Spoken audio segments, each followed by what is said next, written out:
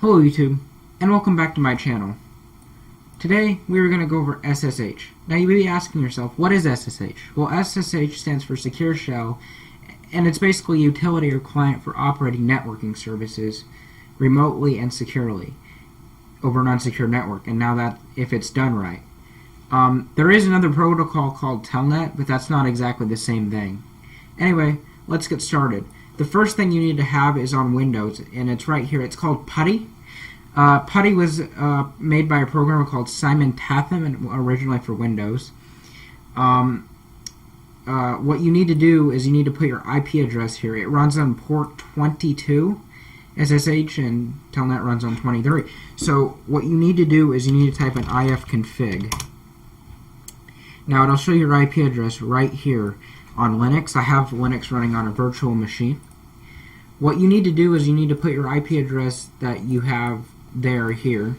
So it's 192.168.200.146.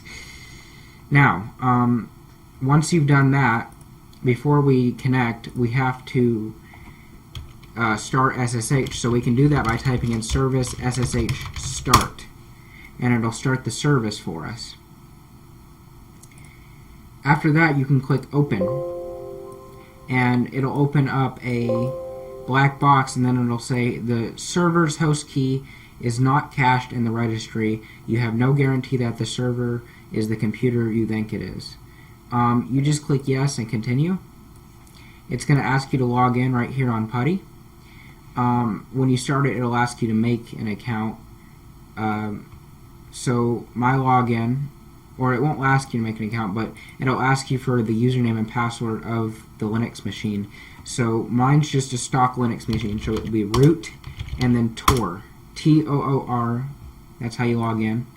So now I have complete access to the Linux machine. I can type in ls and view all the contents and cd into other places and view that, and that's pretty much all there is to SSHing into a server or a operating system. So thank you all for watching, and have a good day.